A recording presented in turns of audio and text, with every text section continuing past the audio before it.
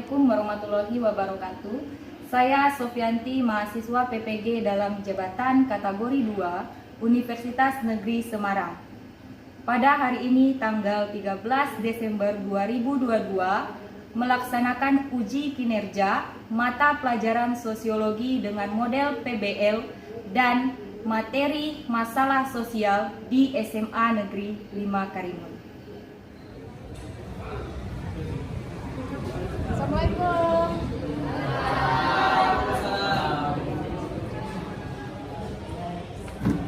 Apa kabar semuanya? Baik, Bu. Semuanya sehat? Ya. Ada yang sakit? Ada yang demam kemarin? Ya. Mudah-mudahan hari ini kita sehat semua dan bisa mengikuti pembelajarannya kita dengan baik. Sebelum memulai pembelajaran, mari kita berdoa dulu sesuai dengan kepercayaannya masing-masing. Silakan ketua pimpin doa. Doa dimulai.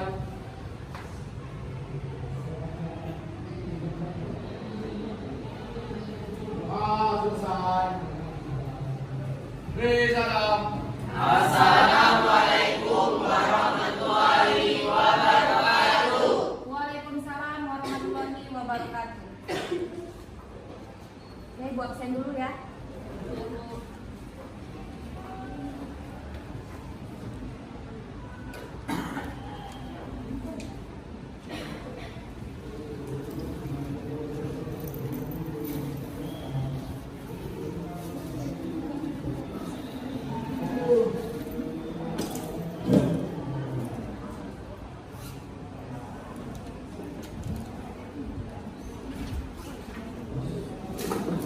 Alif Rahman Barata.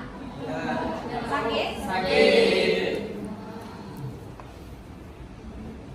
Andreas lagi pergi ya? Izin tadi? Akila. Christian sakit? Guntur. Hikmah. Indah. Ladika. Midu. Osis ya, ada acara ya. Alif Akbar. Nur Naini. Opi. Nur Aini. Rizal. Resandria. Revi. Silma. Rita. Windy. Berarti ada beberapa orang yang sakit, izin, dan ada kegiatan OSIS. Yang tidak terpanggil namanya ada? Oke. Siapa namanya, Nak? Denny, Bu. Ya, nanti lupa absenkan Denny ya. Denny, oke. Siapa lagi? Muhammad Firbiansa. Nur Sabari. Siapa lagi? Oke, siapa namanya, Nak? Oke. Nah, berarti beberapa orang hadir dan ada yang sakit.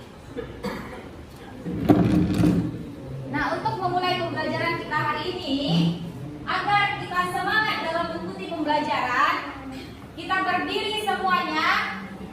Kita senam semangat dulu. Boleh? Semuanya.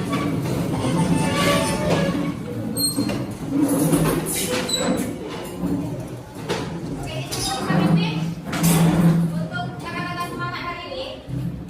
Kamu semangat.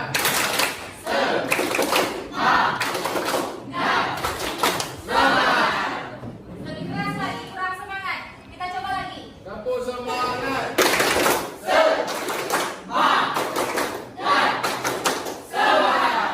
Oke, terima kasih. Nah, sekarang dengarkan instruksi dari Ibu. Jika Ibu bilang pagi, kalian tepuknya 3 kali. Ya, pagi tepuknya 3 kali, siang tepuknya 2 kali. Kalau malam, itu hanya setengah tepukan tidak berbunyi. Kita coba. Pagi. Satu lagi.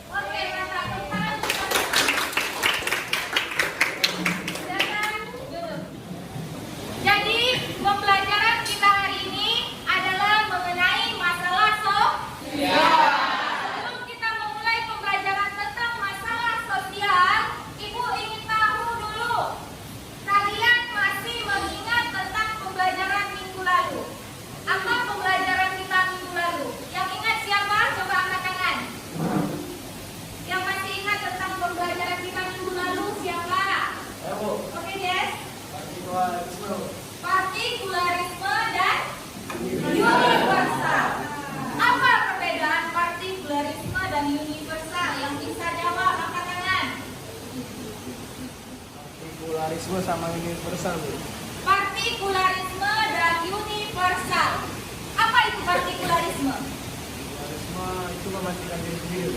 Mementingkan kepentingan sendiri. Universal? Kita melakukan sesuatu berdasarkan kriteria umum. Melakukan sesuatu berdasarkan kriteria umum. Nah, sikap partikularisme itu adalah sikap yang tidak baik. Nah, saat ini kita belajar tentang masalah sosial. Banyak masalah sosial di dalam masyarakat. Salah satunya apa? Salah satu masalah sosial. Kenakalan remaja. Apa lagi? Masalah sosial. Kamu pernah menghadapi masalah? Pernah. Apa masalah kamu? Bully. Bully di sekolah. Itu salah satu bentuk masalah sosial di sekolah. Tapi kalau masalah dia dengan temannya, apakah itu bisa dikatakan masalah sosial? Bisa atau tidak? Kalau misalnya terbiasa bermasalah dengan temannya di sebelah, selalu menimbulkan suatu hal yang tidak diinginkan, itu berupa kekerasan, ada tindakan kriminalitas. Berarti ini salah satu bentuk masalah sosial dan akan melibatkan banyak orang. Nah, apa lagi selain daripada kriminalitas? Betul.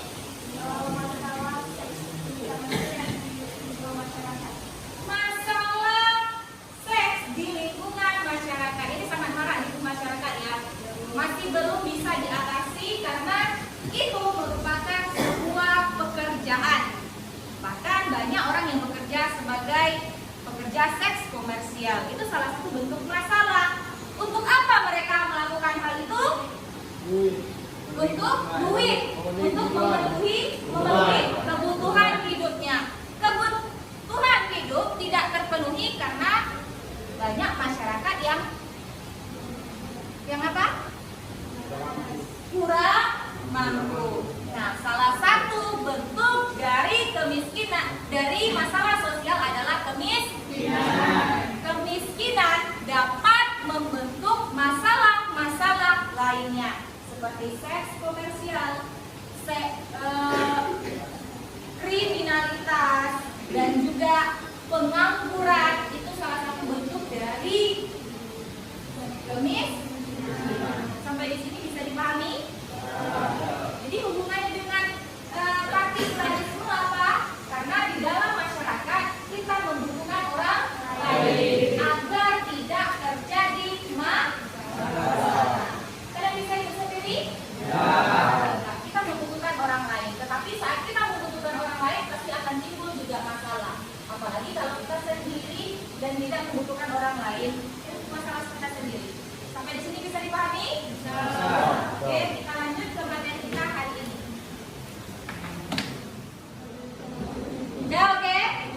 Sekarang kita masuk kepada materi kita hari ini. Kalian sudah tahu mengenai masalah sosial. Apa bentuk-bentuk dari masalah sosial yang kalian jumpai di dalam masyarakat? Bahkan kita sendiri juga bertemu dengan masalah sosial. Nah, di sini ada salah satu yang fokus utama kita yaitu tentang kemiskinan. Apa itu kemiskinan?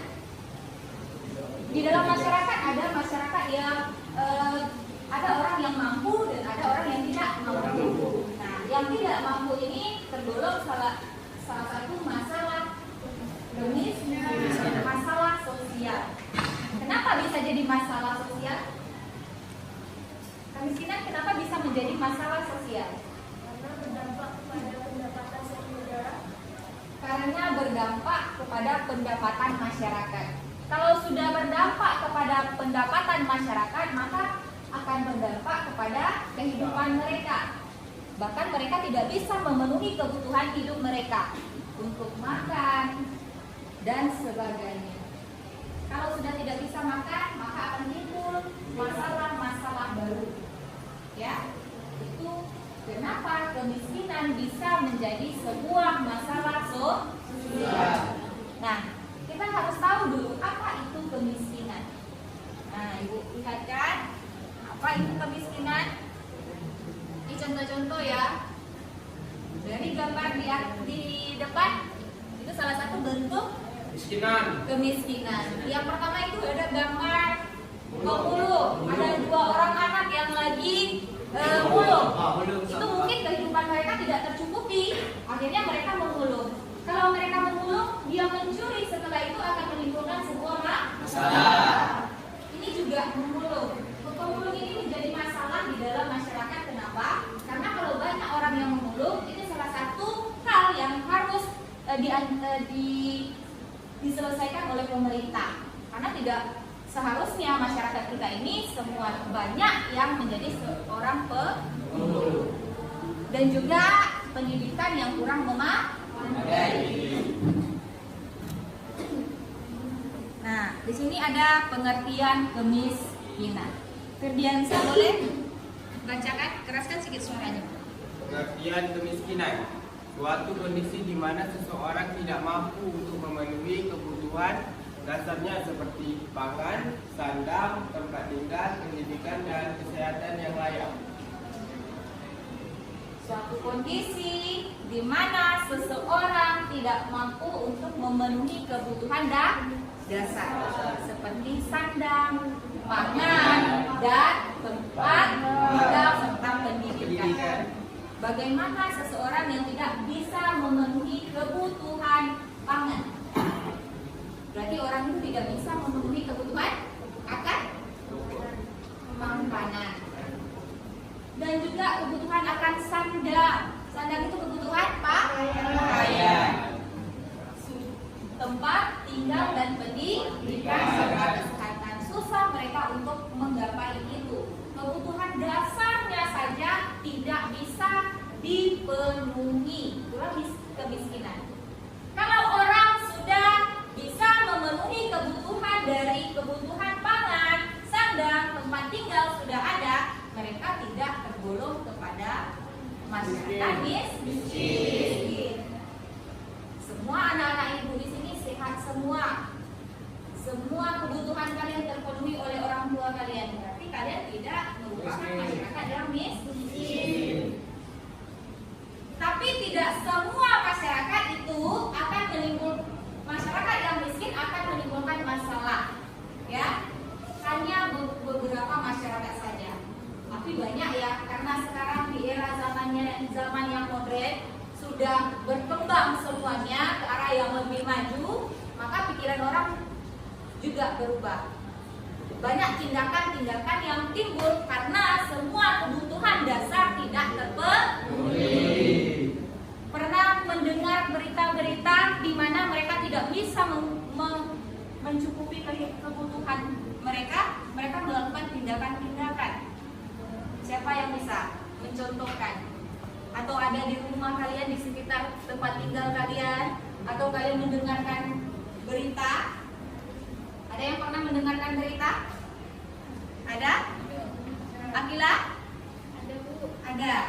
Contohnya apa, Akila?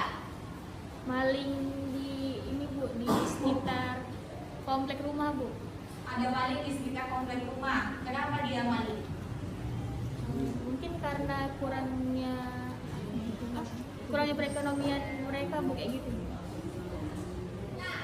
Contohnya di dalam masyarakat, kebutuhan dasar tidak terpenuhi, itu akan menimbulkan sebuah masalah. Banyak di sekitar masyarakat kita masalah-masalah yang timbul karena kemiskinan. Apa yang kalian nampak di dalam lingkungan kalian, ada tak yang nampak di sekitar rumahnya atau di berita kalian dengar mengenai tentang kebutuhan yang tidak terpenuhi akan menimbulkan sebuah masalah? Ada Bu, Oke, Akila, contohnya di sekitar lingkungan komplek rumah Bu. di sekitar lingkungan komplek rumah, apa yang terjadi? Maling Magicom Bu. Maling Magicom. Magicom pun dimaling gitu ya. Oke. Terus mereka maling Magicom itu untuk apa? Untuk dijual terus menghasilkan uang Bu. Dijual untuk menghasilkan Uang. uang.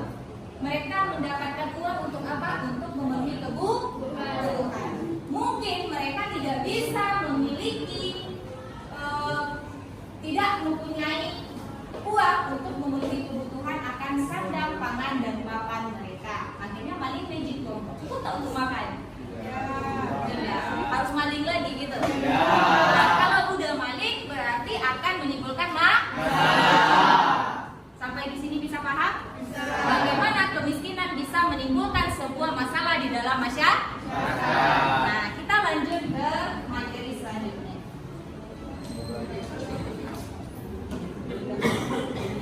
Bentuk-bentuk kemiskinan. Nah, boleh Bari coba baca bentuk-bentuk dari kemiskinan. 1. Kemiskinan subjektif, kemiskinan karena pemikiran sendiri. 2. Kemiskinan absolut, kemiskinan karena tidak dapat memenuhi kebutuhan hidup. 3. Kemiskinan relatif, kebijakan pembangunan yang tidak merata. 4. Kemiskinan kultural, kemiskinan karena kebiasaan atau sikap masyarakat. 5. Kemiskinan struktural, karena struktur sosial tidak mampu menghubungkan masyarakat dengan sumber daya yang ada. Oke. Ada berapa bentuk-bentuk kemiskinan? 5. Ada 5. Salah satunya adalah kemiskinan subjektif. Kemiskinan karena pemikiran sendiri. Ini banyak terjadi. Bahkan mereka mampu untuk memenuhi kebutuhan hidupnya, mereka memikirkan, saya tidak bisa membeli itu, saya tidak mampu untuk itu. Itu namanya kemiskinan subjektif. Pemikirannya saja yang membuat dia miskin. Ya, ada seperti itu. Anak-anak ibu di sini ada? Ada yang seperti itu, merasa diri kalian itu miskin. Ada. Kalau kita kaya, ya kita kaya aja, tapi tidak sombong. Oke ya? Nah, kemiskinan absolut. Kemiskinan karena tidak dapat memenuhi kebutuhan hidup. Berbeda dengan kemiskinan subjek. Kemiskinan absolut itu di mana mereka tidak dapat memenuhi kebutuhan hidup mereka. Sama dengan kemiskinan pekerjaan, kemiskinan tadi. Ya, di mana mereka tidak bisa memenuhi kebutuhan hidup mereka. Itu udah absolut berarti. Oke? Contohnya apa? Nurul. Seseorang yang benar-benar tidak mampu untuk memenuhi kebutuhan hidup, contohnya untuk membeli beras, karena tidak adanya pemasukan atau pekerjaan. Tidak adanya pemasukan dan pekerjaan. Akhirnya mereka tidak bisa memenuhi kebutuhan hidup. Tidak bisa membeli beras, tidak bisa membeli air galon. Itu mungkin bisa terjadi. Ya, 5.000 perak saja tidak ada mereka punya. Akhirnya mereka tidak bisa membeli air. Nah, di sini bisa dikatakan kemiskinan absolut, kemiskinan relatif, kultur dan struktur. Sampai di sini bisa dipahami? Bisa, Bu. Oke. Nah, kita lanjut ke materi selanjutnya tentang faktor dan dampak dari kemiskinan secara umum. Nah, di sini ada faktor kemiskinan dan dampak kemiskinan. Faktor kemiskinan yang pertama karena laju pertumbuhan penduduk. Jika masyarakat Indonesia itu banyak yang melahirkan, maka terjadi kepadatan penduduk. Kalau masyarakat sudah ramai, berarti banyak masyarakat yang membutuhkan pekerjaan. Nah, maka ada program pemerintah untuk menangani masalah ini, yaitu program KB. Kalau sudah ramai orang, pasti banyak yang membutuhkan pekerjaan. Iya tak? Ya, berarti ada lagi nanti masyarakatnya itu dipindahkan ke tempat daerah lain. Itu salah satu program pemerintah untuk menangani masalah laju pertumbuhan penduduk ini. Nah, yang kedua, angka pengangguran tinggi. Jika banyak yang pengangguran, maka akan menimbulkan kemiskinan. Jelas ya, jelas nampak hal seperti itu. Banyak sarjana, bahkan yang sudah sekolah lebih tinggi lagi menganggur. Kenapa? Karena laju pertumbuhan tadi juga penyebabnya. ya, maka akan menimbulkan banyaknya masyarakat yang menganggur. Itu salah satu bentuk atau dampak dari kemiskinan. Nah, dampaknya apa? Akan menimbulkan kriminalitas.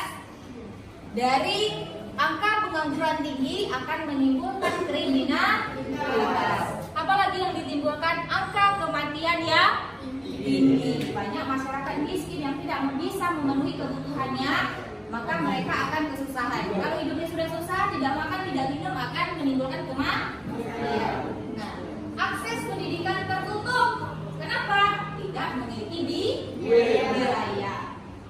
Pengangguran semakin banyak dan muncul konflik di masyarakat. Maka akan menimbulkan konflik yang berkepanjangan karena kemiskinan tadi. Sampai di sini bisa dipahami? Kita lanjut ke materi selanjutnya. Ini faktor kemiskinan. Cara mengatasi kemiskinan. Nah, ini cara mengatasi kemiskinan tadi. Yang pertama yaitu dengan memperluas lapangan pekerjaan. Kalau sudah banyak lapangan pekerjaan, berarti tidak banyak masyarakat yang menganggur. Bahkan kalian tamat SMA bisa nanti langsung bekerja jika lapangan pekerjaan itu ada. Tapi untuk daerah kita mungkin bisa ya menerima anak-anak daerah di PT atau di mana gitu. Lebih mementingkan anak daerah sini. Nah, yang kedua, memberikan bantuan pendidikan secara gratis. Bantuan pendidikan itu sampai SMP saja saat sekarang ini. Iya tidak? Iya. Banyak masyarakat yang tidak memiliki uang, akhirnya tidak memiliki pendidikan yang layak. Ya. Jadi jika ada pemerintah ingin membantu masyarakat yang tidak memiliki pendidikan, maka bantuan pendidikan secara gratis itu harus sampai ke jenjang SMA. Kalian masih bayar? Masih. Jadi dana pos itu sampai 9 tahun saja, sampai SMP. Kalau bisa dipermudah sampai ke SMA bahkan kuliah. Jadi negara kita, kalau kita sudah memiliki menjadi negara yang maju, maka negara kita akan bisa membantu masyarakat untuk pendidikan. Nah, serta memberikan fasilitas yang memadai dan bantuan subsidi. Ini banyak terjadi ya, bantuan subsidi sudah kita dapatkan. Seperti apa? Beras, pembagian sembako, gas LPG yang kemarin di program pemerintah, masyarakat menggunakan gas LPG 3 kilo, iya kan?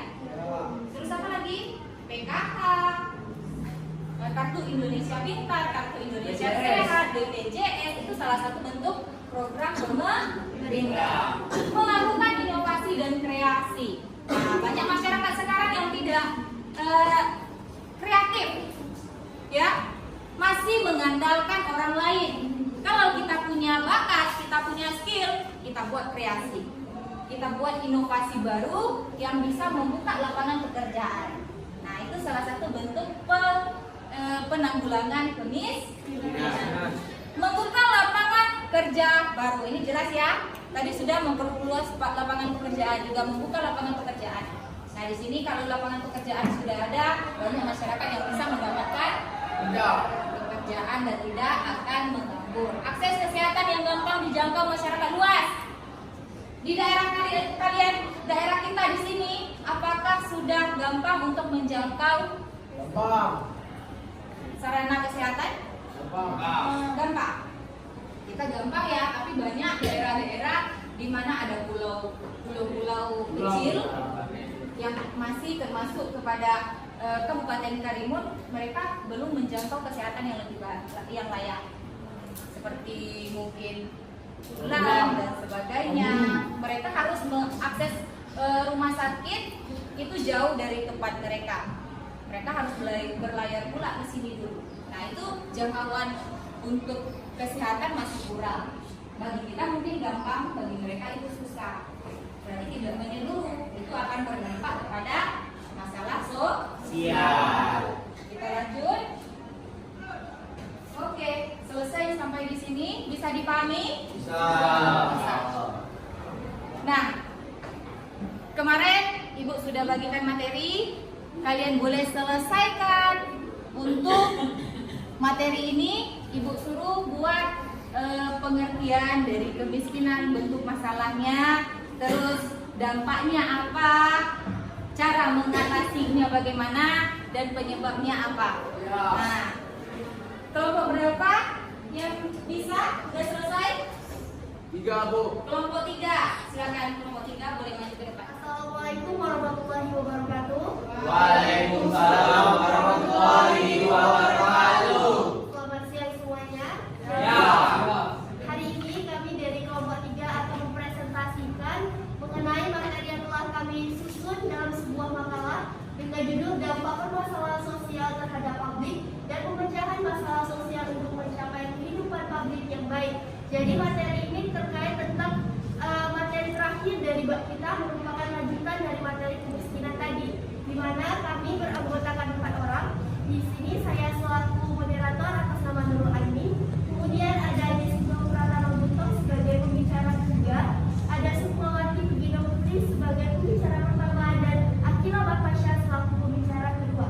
Baik, untuk selanjutnya akan saya serahkan kepada Sukmawati untuk materi yang pertama. Pada Sukma, kami persilakan. Baiklah, saya akan menjelaskan tentang dampak permasalahan sosial terhadap kehidupan publik. Yaitu ada 1, ketidakadilan sebagai masalah sosial karena mengandung unsur kewenangan.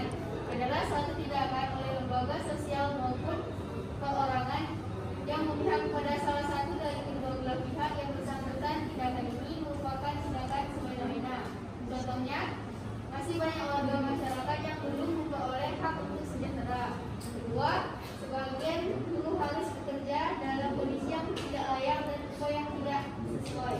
Yang kedua, kesenjangan sosial ekonomi adalah keadaan yang tidak seimbang di masyarakat. Terjadi perbedaan yang mencolok antara masyarakat kelas atas dan kelas bawah. Contohnya, kesenjangan antara desa dan kota. Yang kedua, kesenjangan kualitas sumber daya manusia. Yang ketiga, kesenjangan ekonomi antar kelompok masyarakat. Yang akan diajukan oleh Abdullah. Baiklah, 3, kemiskinan. Kemiskinan adalah keadaan saat ketidakmampuan untuk memenuhi kebutuhan dasar seperti makanan, pakaian, tempat berlindung, pendidikan, dan kesehatan. Contohnya 1, daerah yang memiliki kekayaan alam banyak tapi masyarakatnya tidak hidup sejahtera. 2, penggusuran yang membuat masyarakat kehilangan tempat tinggal. 3, masyarakat setempat tidak bekerja di sumber kekayaan itu karena ada pekerjaan asing. Selebihnya pendapatan masih rendah dan tidak berpendapatan. 4, Baik, dari atas segala pemaparan tadi, kami dapat menyimpulkan bahwa materi ini terkait tentang kemiskinan dan juga dampak-dampak sosial yang ada di permasalahan di masyarakat Indonesia merupakan bentuk dari permasalahan yang menjadi pokok utama yang harus diperhatikan oleh pemerintah, lingkungan masyarakat dan individu di setiap orangnya, sehingga permasalahan ini tidak dapat dibawa keluar menjadi permasalahan negara ataupun dapat berdampak kepada pandangan dunia terhadap Indonesia. Baik, sekian dari kami, terlebih dan kurang mohon dimaafkan. Wassalamualaikum warahmatullahi wabarakatuh. Selamat siang. Waalaikumsalam warahmatullahi wabarakatuh.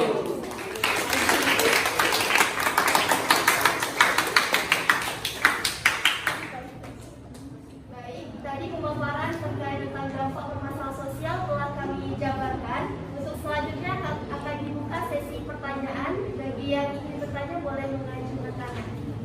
Baik, dipersilakan Siti. Perkenalkan, nama saya Siti Nurjana dari kelompok 2. Saya ingin bertanya, dari dampak-dampak yang teman-teman sebutkan tadi, di daerah kita, di daerah Karimun ini, kelompok bisa sebutkan dan jelaskan apa contoh dan bentuk kemiskinan yang ada di Karimun. Baik, terima kasih atas pertanyaannya. Kami tampung dahulu. Untuk selanjutnya ada kelompok yang ingin menanyakan lagi. Saya silakan. perwakilan dari kelompok 1 ingin menambahkan pertanyaan bagaimana cara mengatasi dampak yang telah kelompok 2 sampaikan, dampak yang telah kelompok 2 sampaikan. Baik, terima kasih Nini. Baik, kami akan menjawab pertanyaan pertama. Akan tapi yang akan dijawab oleh Jessica Pratama Butong terkait contoh dampak dari kemiskinan yang ada di Kabupaten Karimun. Silakan kepada Jessica. Contoh dari kemiskinan yang ada di Kabupaten Karimun yang saya lihat itu ada di Taman Bunga di Poros. Banyak sekali pengamen-pengamen dan pemulung yang ada di sana. Contohnya pemulung-pemulung yang masih di bawah umur, yang mungkin tidak sekolah lagi. Itu saja yang saya lihat. Baik, saya akan menambahkan jawaban dari Jessindo juga untuk menjawab pertanyaan dari Denny terkait bagaimana cara mengatasi beberapa dampak kemiskinan yang terjadi di Kabupaten Karimun. Menurut undang-undang sendiri sudah ada peraturan yang mengatur bahwa seseorang tidak dibenarkan untuk memberikan sumbangan ataupun sepeser uang pun kepada pengemis, pengamen ataupun pemulung dengan iming-iming agar mereka mendapat kesejahteraan. Malahan hal tersebut akan berdampak kepada keterusan ataupun sifat sosial manusia yang akan berlanjut karena mereka menganggap bahwa ketika seseorang memberikan sesuatu maka mereka akan melanjutkan pekerjaan tersebut. Sehingga adalah beberapa program pemerintah dalam mengatasi pengamen tersebut. Contohnya adalah larangan untuk mengamen ataupun adanya pembatasan melalui pengamanan dari pihak kepolisian dan juga adanya pengalihan pekerjaan dan juga pembukaan lapangan pelatihan terhadap pengangguran yang ada di Kabupaten Karimun. Sekian, terima kasih. Ada lagi yang ingin dipertanyakan atau sudah cukup? Sudah puas dengan jawabannya? Sudah. Baik, terima kasih. Kelompok 3 tadi kita dapat menyimpulkan bahwasanya kemiskinan itu tidak terjadi di pada suatu daerah saja. Contohnya di daerah Karimun. Tadi kesimpulannya ada pertanyaan. Contoh kemiskinan yang ada di daerah Karimun dan cara mengatasinya. Nah, contohnya salah satunya kelompok sebutkan tadi di daerah Poros sana ada banyak yang buka minta-minta. Di sini lampu merah itu juga ada, ya. Bahkan masyarakat sekarang mengemis itu sebuah pekerjaan. Bahkan mereka mampu sebetulnya, mereka tidak miskin, tetapi mereka itu membuat dirinya miskin itu dapat dikatakan kemiskinan apa tadi? Kemiskinan yang menghasilkan objektif. Sampai di sini bisa dipahami? Oke. Nah, pembelajaran kita hari ini sampai di sini. Ada yang ingin ditanyakan? Tidak. Semuanya mengerti? Bagaimana pembelajaran kita hari ini? Asik. Apakah menyenangkan? Sangat menyenangkan. Nah, Ibu ingin kalian menyelesaikan soal yang telah Ibu bagikan ke kalian tadi. Selesaikan di rumah minggu depan. Kita bahas bersama. Ya, selesaikan soal tersebut di buku latihan kalian. Atau kalian boleh selesaikan di LKPD yang sudah Ibu bagikan. Buat jawabannya di sana, nanti kita koreksi bersama. Nah, untuk pembelajaran hari ini sampai di sini. Terima kasih untuk sekarang. Ada pertanyaan? Terima kasih. Ibu sudahi dengan Assalamualaikum warahmatullahi wabarakatuh. Boleh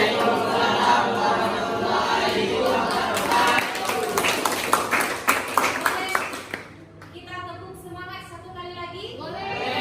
Tepuk semangat.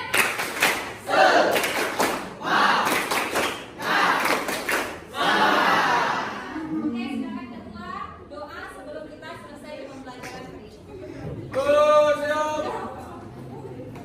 Sebelum pulang, mari kita berdoa. Berdoa dimulai.